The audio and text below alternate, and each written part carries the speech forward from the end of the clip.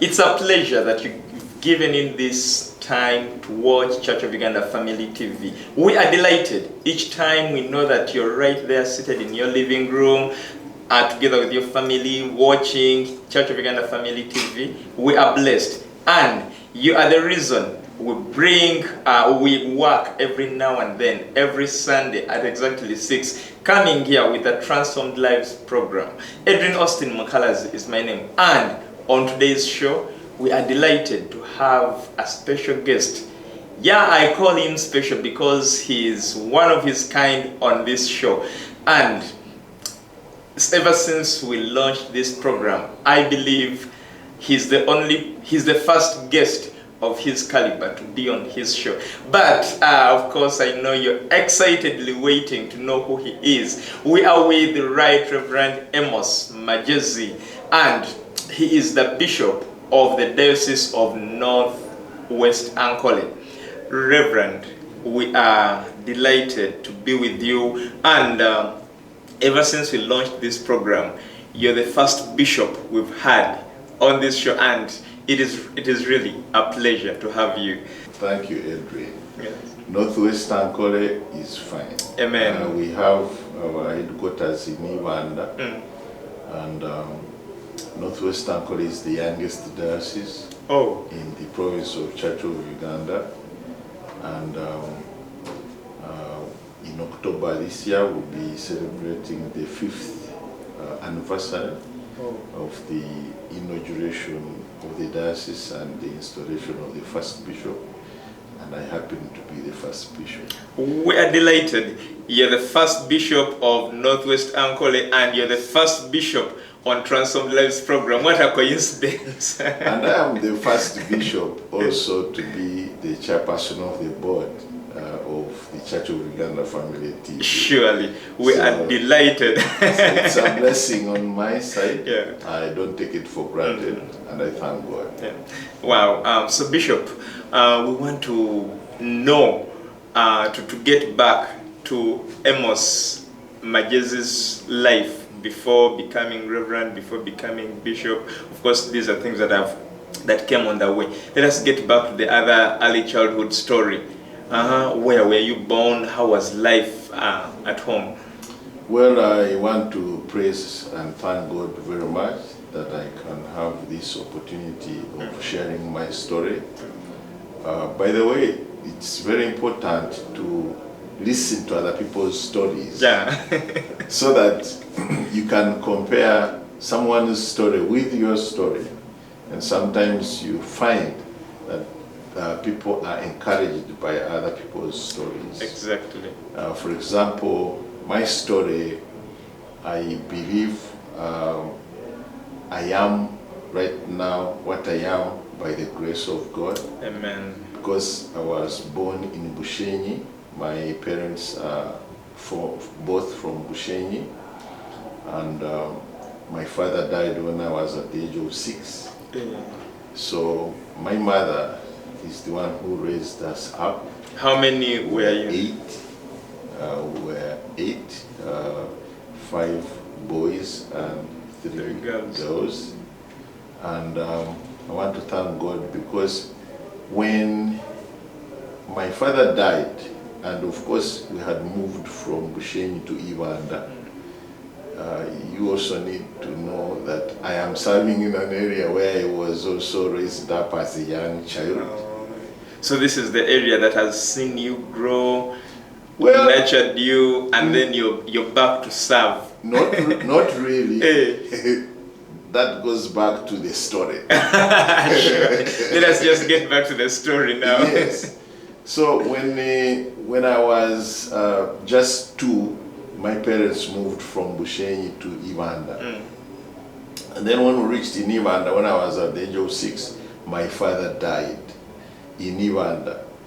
And we buried him in Uganda. So when our relatives came to see us, after we had lost our dad, they told my mother, they said, well, we don't think you can manage these children in the area where you have not settled for a long time.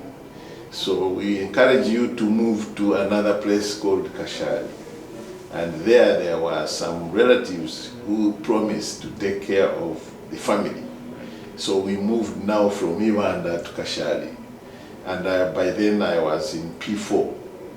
In fact, I had just started primary 4.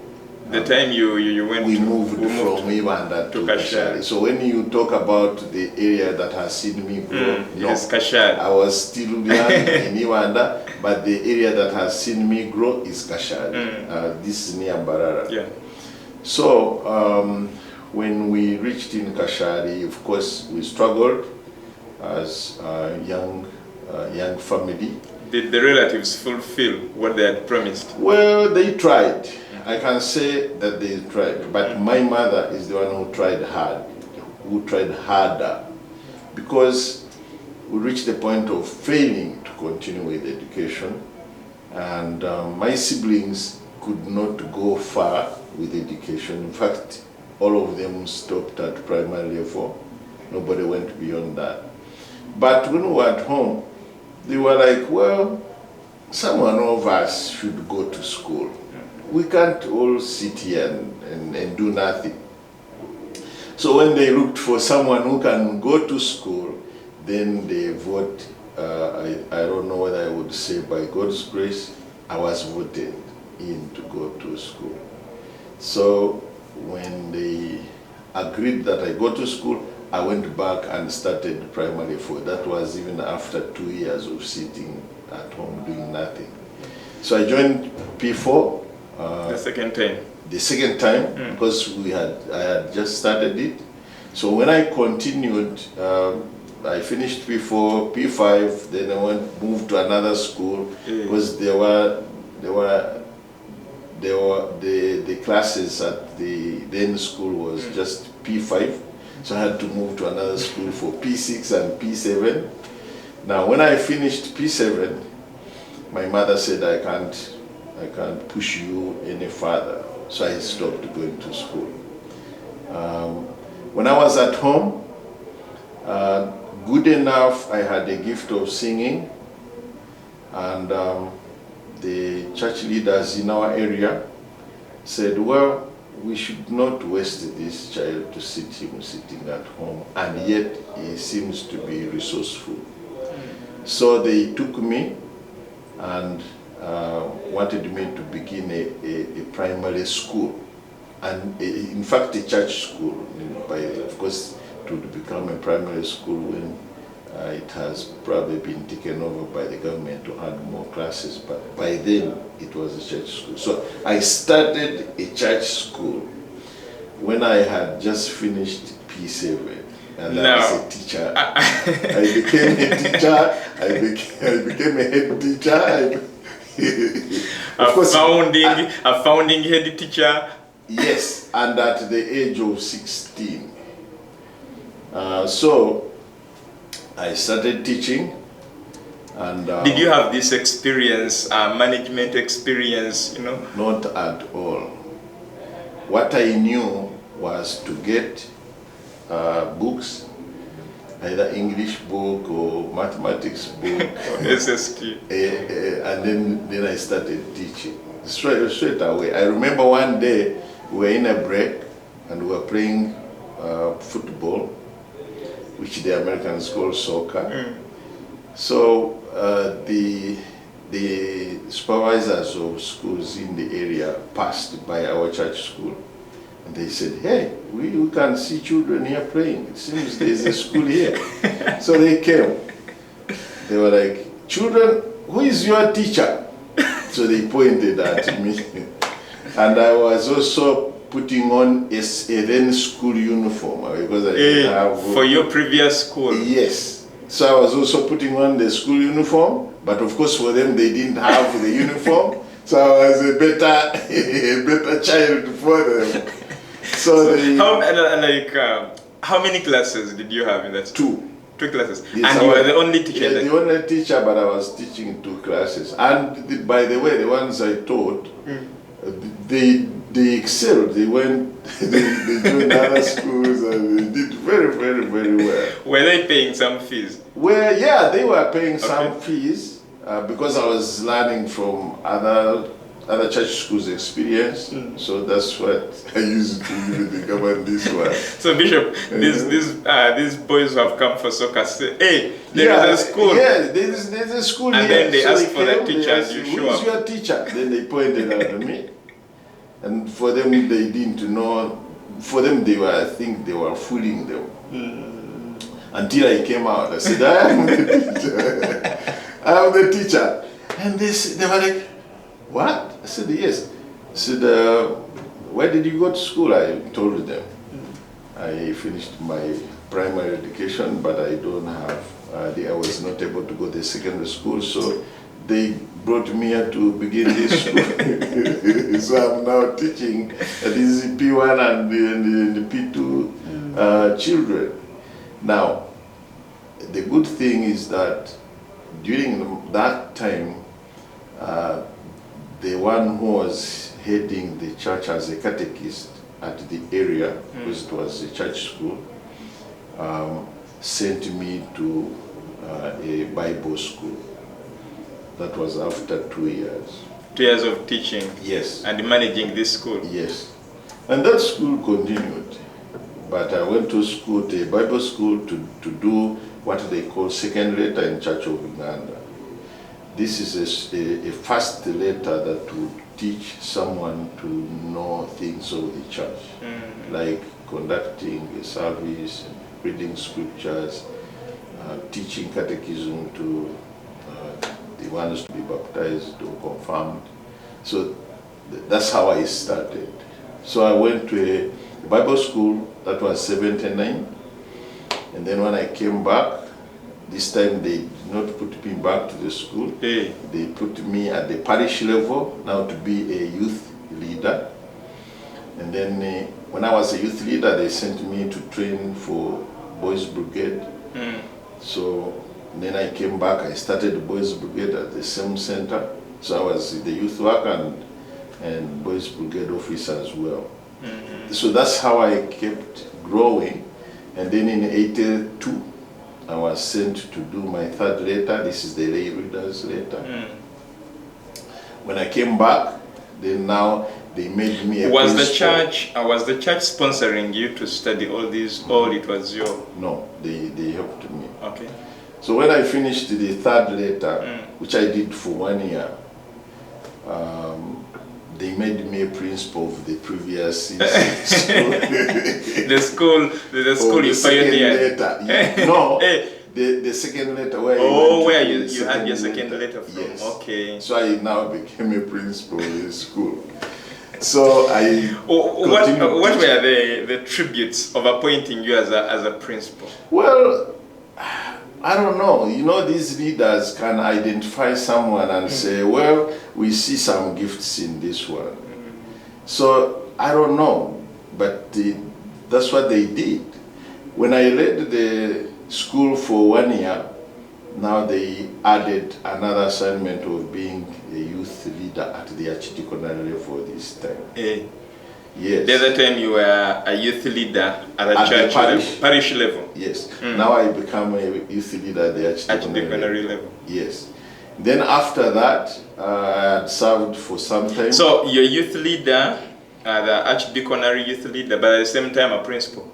Yes. Okay. In fact, they later on brought another priest to be not a priest, a lay reader to be a principal of that small Bible school, but I remained a tutor in the same school, and then I continued to be the youth leader of the archdeaconry. Things are so amazing, and the way God kept on elevating you, even when the world would think you don't qualify to be. Yes. So that's why I now look back and I'm like, God begins to prepare someone for a certain office when nobody knows what is happening. So when I reached a level, when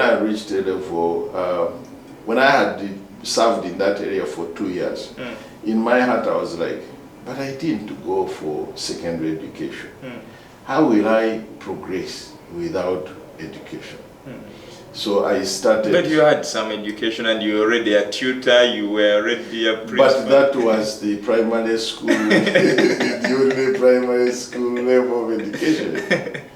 So when I realized that I need more education, where I was serving as a Chitikuna youth leader, there was a secondary school. So I started talking to the teachers, and my interest was to train in English.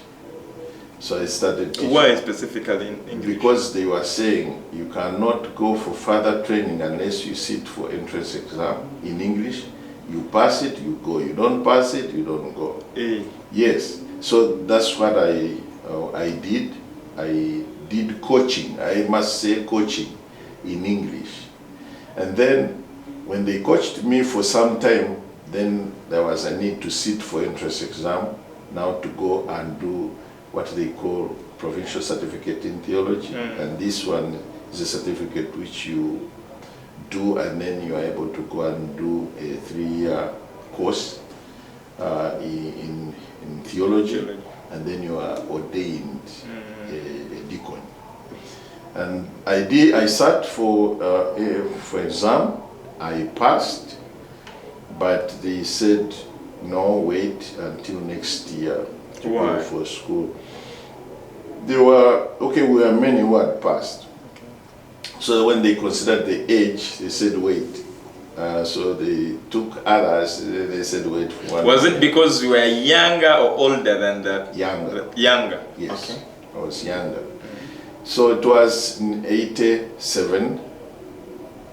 But I had done the entrance exam in 88. I mean in 86.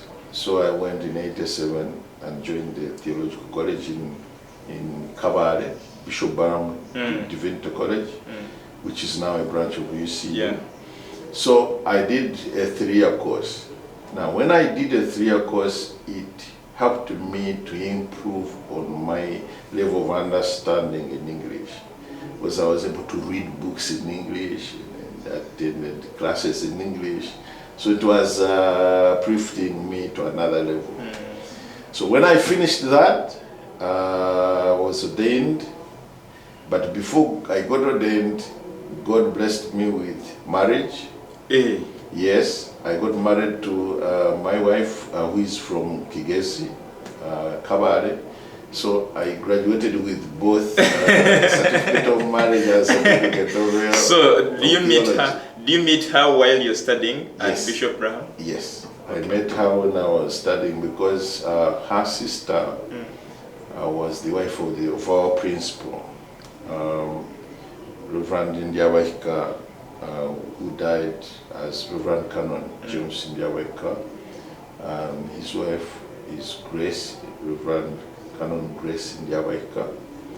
And so my wife is a sister to Grace. So when she was coming to visit the family, for you were. And for me, I was supporting like, her. No, God was like, what about this one?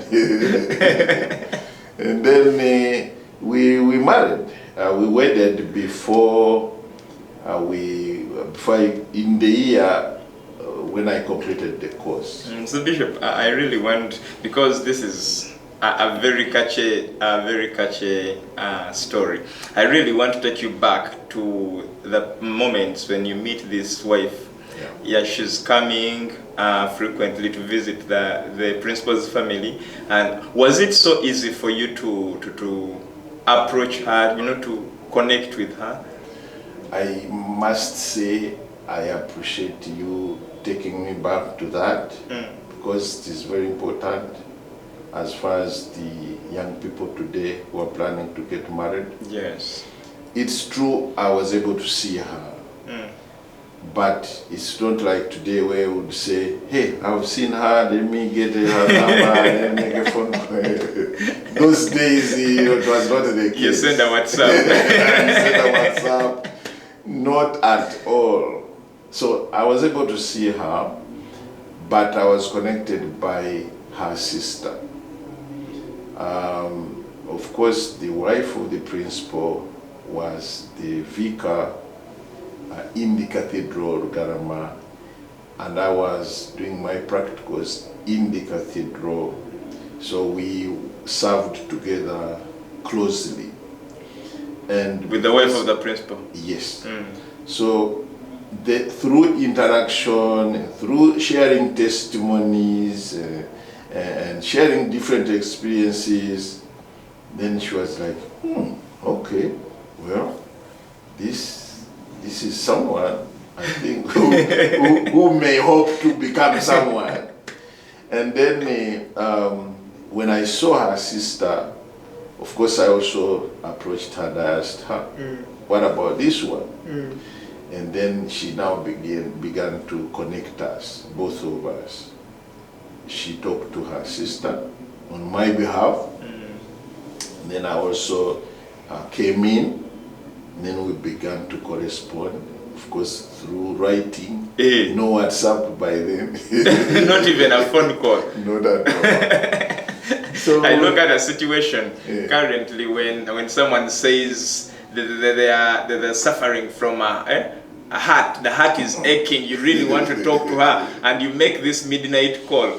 Now, what would you do in such a situation? Well, you see, those midnight calls of today, you may get excited about each other, but unless you are grounded in commitment and love for one another, that excitement may disappear.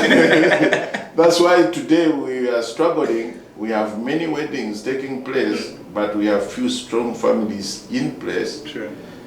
Only because people are not committed to one another. Okay? So this midnight call, WhatsApp call, hi. Well, you text on WhatsApp, on Twitter, on Instagram, on Telegram, on all media platforms. Well, we thank God for all that means of communication. But unless someone is grounded, someone is committed, that kind of love which is flowery and fluffy may not last long. And that's why we are struggling today. Very few strong families are in place, and it's a challenge. I have wedded many young people, but at the end of the day they come back to me and say, we can't stay together anymore. And I'm like, why did you struggle to enter into the relationship anyway? Only because they didn't take time to think through and even to know that this is God's institution, this is God's business, so they need to have God in it to guide them on how to make decisions and something like that. So they are missing out. Of course, that's another story. But at least it was worth the hinting on. So, in other words, this, in my language, we say, "Oashwera buza." Those Nyankole speakers can understand this. Oashwera buza means don't just rush into something. Slow down, ask, find out whether the direction is right. Then that's when you now can go slowly and you get there. And once you get there, then you know you are there. Not this the temporary stuff. So it's very important. So when we were connected, we got married. Then I also graduated. Then we came to Mbarara. Then I was appointed a chaplain of a health center at the Dasan and Dakota. Now I started with the parish. A chaplain at a health center? Yes. Now, Bishop. And at the Dasan now headquarters. I started at the parish. No. The parish? Starting at the sub-parish when I was beginning a small school. And then youth leader at the parish. And then the principal and the youth leader at the Archdeaconry Center. Now the chaplain at the diocese. At that very point, Bishop, let's take a short commercial break. And then we shall be right back. Thank you.